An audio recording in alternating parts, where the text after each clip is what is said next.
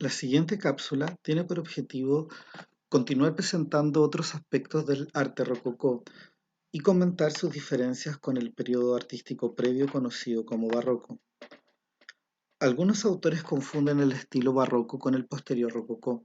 Esto sucede porque existen diferencias sutiles entre uno y otro movimiento. Desde el punto de vista estético, este se caracteriza por la abundancia de formas, adornos y curvas. Por otra parte, el barroco representa el poder absolutista, mientras que el rococó representa la burguesía y la aristocracia. También el barroco eligió escenas de pesimismo y oscuridad, y el rococó se encargó de mostrar la alegría y ostentar la felicidad aristocrática libre de problemas. El rococó es un movimiento que expresa la vida social, no se detiene en la observación de la vida de los seres inmortales o monarcas, como ocurría en tiempos anteriores, sino más bien intentaba ejemplificar la forma en que los seres humanos vivían durante aquellos años. Así se muestran viviendas, objetos personales, fiestas o reuniones, dejando en evidencia la ostentación de aquella sociedad. Uno de sus tópicos más importantes es este conocido con el nombre de las fiestas galantes, las fêtes galantes, que Watteau llevó a la fama internacional. El carácter profano de sus escenas es constante. Podemos ver en esta obra una serie de mujeres despreocupadas, con vestidos que hacen gala de la diversidad, del diseño, de las telas, de la riqueza también y el esplendor del mercantilismo europeo a fines del siglo XVIII. Es un arte, podríamos decir, hasta frívolo. Los divertimentos van a ser gran parte de sus temas, muchas escenas pastoriles en la naturaleza, donde los jóvenes juegan en un espacio erótico. Podemos ver aquí estos divertimentos de los nobles, al aire libre, con una mujer que se entrega al placer de estos amantes en un juego desenfrenado. Es un arte muy frívolo, muy sutil, muy despreocupado de la realidad social. Por eso es tan importante comprender la transición que va a haber entre el estilo del rococó, que es el último estilo de la monarquía, y de la mentalidad estamental del siglo XVIII hacia el arte romántico, que tiene tantas diferencias, porque el romanticismo va a ser un movimiento liderado por la burguesía, una burguesía racionalista, comprometida políticamente. En cambio, aquí estamos viendo el arte previo, porque de alguna manera a los nobles en el siglo XVIII, en el siglo XIX los desplazan también del poder político. El amor va a ser uno de los temas importantes en este tipo de arte. Aquí podemos ver esta amante que visita a esta damisela que está preocupada de que la puedan descubrir sus padres, y la naturaleza se representa, las columnas, eh, los trajes, es un arte efímero, es un arte sutil que exalta la belleza y el esplendor de la vida material, contextualizando y utilizando siempre esta idea de lo pastoril, de lo bucólico, del espacio abierto, despreocupado, de la vida campesina. Los temas mitológicos van a ser constantes en este tipo de cuadro. Aquí podemos ver una representación de Europa con Zeus metamorfoseado en esta vaca blanca, ¿no? Acompañado de los sátiros, de los querubines, y con traje a la usanza del siglo XVIII. Otro cuadro mitológico, este es de Boucher, este Apolo acompañando eh, a esta doncella con estos querubines, el dios Sol que baja con su consorte, acompañado de estas ninfas y sátiros. También nuevamente fregonar el tema amatorio, el tema de los cuerpos en movimiento. Es un arte de destape. Y esto también va a tener un impacto en la arquitectura porque se va a configurar un espacio privado. El rococó, a diferencia del barroco, que tiene una arquitectura que se muestra hacia la calle, van a ser construcciones lisas, planas, lisas, sencillas, donde la opulencia va a estar dada al interior, en el espacio privado. y y se caracteriza por marcar una notable diferencia entre los exteriores e interiores. Así, los interiores son cargados, ostentosos y representantes de fantasías, mientras que las fachadas exteriores son sencillas, lisas, en forma circular y rodeadas de jardines o parques naturales. Aquí podemos ver el Palacio Sanssouci rodeado de jardines, donde, con una arquitectura muy definida, pero la opulencia la vamos a ver realmente adentro. Afuera vemos un jardín relativamente sobrio, por dentro vamos a ver el exceso, eh, lo despampanante, lo recargado, lo particular, porque también a través de este exceso se intentan construir salones particulares, salones con nombres distintos, con decoraciones distintas. El detalle es importante en este tipo de cuadro, que va a acentuar esta idea del gusto privado, esta idea del yo íntimo, de la diferencia que existe entre un hogar, una habitación, otro, como construcciones o proyecciones del yo, la intimidad dada por las capacidades de esta vida material. La vida material también en qué medida construye el yo, en qué medida el gusto está supeditado y vinculado con el desarrollo del mercantilismo y del comercio. Vamos a ver que los espacios privados, la personalidad de la arquitectura va a ser algo muy importante, el gusto por visitar distintos salones recargados con que hablan también de esta fragilidad de la vida, ¿no? De esta vida llena de cosas, de sutilezas que podemos describir, que podemos ver. Eh,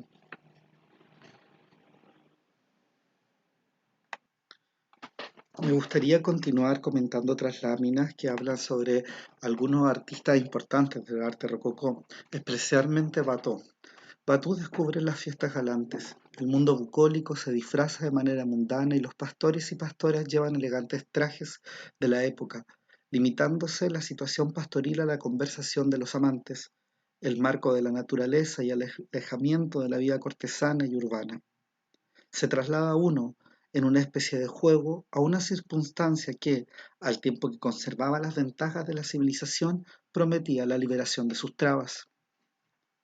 Muchos otros artistas van a representar también escenas sencillas del pueblo, pero este interés del pueblo no surge del pueblo mismo, sino de las clases superiores, en medio de una vida súper agitada y de una sociedad súper civilizada y desilusionada. Recuerden ustedes que durante mucho tiempo el arte está hegemonizado por los nobles son quienes financian a los artistas, pero poco a poco también los artistas van a ser financiados por los burgueses y los burgueses van a empezar a transformar el gusto y vamos a ver cómo se sustituyen espacio íntimo. Por ejemplo, el rococó no es un arte regio como lo era el barroco, sino un arte de la aristocracia y de la alta clase media.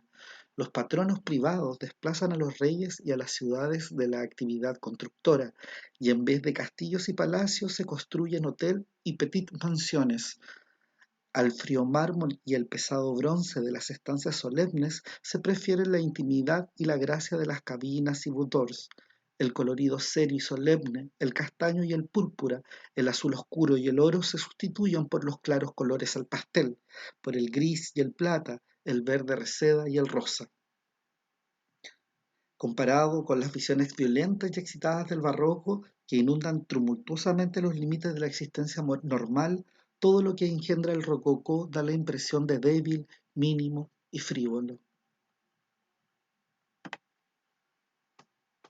Existe un cambio bien importante entre esta última etapa del arte monárquico y los principios del siglo XIX.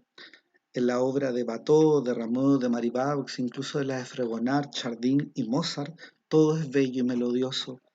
Posterior a la Revolución Francesa, el arte va a tomar un giro en el que va a exaltar otra vez lo monumental y lo serio. Posterior a 1789 y la caída de la monarquía en Francia, en Beethoven, en David, en Delacroix, ya no ocurre así. El arte se ha vuelto combativo y el afán por lo expresivo viola la forma. El rococó es también el último estilo universal de Occidente. que no tiene solo validez general en Francia, sino que se mueve en todos los países. Después del rococó no hay canon formal alguno, ya no hay una dirección estilística de validez general semejante. Desde el siglo XIX la voluntad individual de cada artista se hace tan personal que el artista tiene que luchar por conseguir sus propios medios de expresión. Pero también gran parte de los artistas que retratan las imágenes de la nobleza y de la alta burguesía van a pintar temas de sensibilidad eminentemente burguesa, entre aquellos Boucher, que retrata a Madame de Pompadour, pero también tiene este cuadro que se llama El desayuno, en el que podemos observar una típica vida de la burguesa de principios, de fines del siglo XVIII de fines del siglo XVIII. Podemos ver a un padre con su señora, con su mujer y sus hijos tomando desayuno. En esta estancia hay grandes diferencias con los espacios del rococó que hemos visto antes. Es más, tiende a dominar la sobriedad y una nueva mentalidad que poco a poco se empieza a imponer en Europa. La burguesía va a traer una mentalidad ultraconservadora y el tema de la sobriedad va a ser uno de sus tópicos favoritos.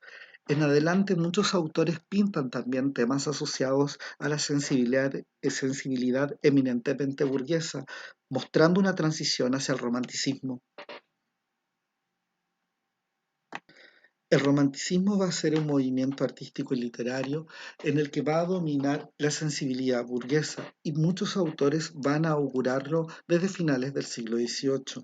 En la historia del arte podemos ver a Greuze, que representa también una alternativa al rococó aristocratizante por escenas de más gusto burgués. Por ejemplo, esta obra titulada Padre de familia explicando la Biblia a su hijo, de 1755, o la lectura de la Biblia.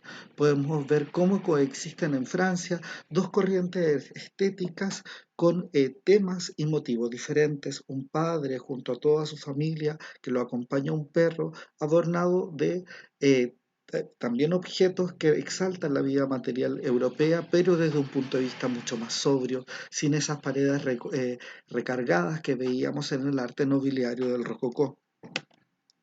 De ahí que también estos nobles y burgueses van a querer retratar vidas alternativas como las vidas del pueblo. Aquí podemos ver la imagen de la boda pueblerina y un padre que bendice a su hijo.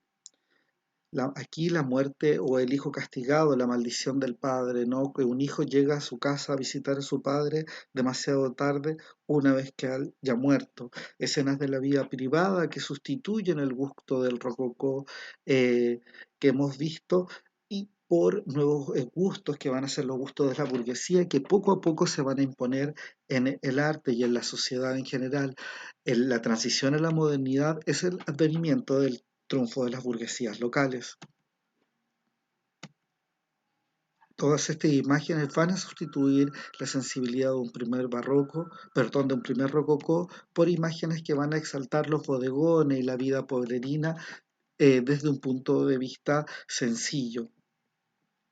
Entre los autores más destacados en Francia que van a tender hacia el romanticismo y que van a sustituir el gusto del rococó es Delacroix. Delacroix va a exaltar corrientes neoclásicas y corrientes orientalistas que van a oponer, que van a volver a poner en el tapete el tema histórico, el tema serio, el tema comprometido. Este es uno de sus cuadros más famosos que se llama La Matanza de Quío, que representa la última guerra en el siglo XIX entre turcos otomanos y los griegos cuando luchaban por su independencia. Aquí vemos la derrota del ejército griego y el pueblo griego desolado. De izquierda a derecha se presentan una serie de personajes abatidos eh, y acongojados después de la derrota y la matanza del pueblo griego por los turcos otomanos. La muerte de Sardanápola también es otro cuadro de inspiración histórico de Delacroix, en el que él demuestra su gusto y pasión por los temas orientalistas. Delacroix viajó mucho por el norte de África, por Marruecos, por Orán, por Argelia, viajó por Túnez y pudo conocer de cerca gran parte de su cultura y de su vida. Sardanápola es un rey babilónico sirio que relata la historia que antes, cuando la ciudad fue asediada y ante su inminente derrota, decide suicidarse y manda a sus eunucos a matar a toda su consorte, a sus mujeres, sus caballos, todos sus bienes que le habían dado placer, los manda a destruir, a quemar, construye una pira sacrificial donde él también finalmente muere. Eh, Delacroix va a presentar este cuadro en el Museo del Louvre en una exposición en el año 1827 y va a acompañar el cuadro con una reseña. Dice, los rebeldes asediaron su palacio. Acostado en una magnífica cama, en la cima de una inmensa hoguera, Sardanápalo da la orden a sus eunucos y a los oficiales de palacio de degollar sus mujeres, sus pajes, hasta sus caballos y sus perros favoritos. Ninguno de los objetos que habían servido a sus placeres deberían sobrevivir. Delacroix va a explicar de manera muy estoica la muerte de Sardanápalo y de ahí que van a volver y van a retomarse los temas históricos, los temas épicos que van a ser muy al gusto de los procesos de convulsión que Europa va a empezar a vivir a partir del siglo XIX.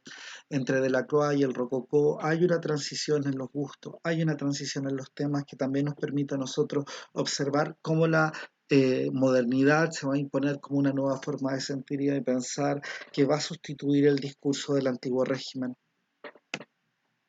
La libertad guiando al pueblo es quizás el cuadro más famoso de la Croa que justamente retrata este protagonismo que finalmente va a adquirir la nobleza, perdón, la burguesía en Europa. Y es justamente el tema que va a vivir y representar en la literatura el romanticismo aquí de la Croa, Jacob luchando contra la el Esteban Fresco, y temas orientalistas que son sus favoritos aquí, La Casa del León de 1861. Con estos videos intento demostrar cómo el advenimiento de la modernidad y el espíritu romántico se va a oponer y va a ser una nueva forma de sentir y de pensar que muy cercana a la nuestra, que va justamente a estar en esta llaga y en esta transición que va a empezar a existir en Europa entre el siglo XVIII y el siglo XIX. Y las preguntas van a ser hasta qué punto la modernidad ha transformado la hegemonía de los ricos, ¿no? Eh, la historia del arte nos representa alguna imagen y creo que es un elemento clave para poder pensar y sentir este siglo.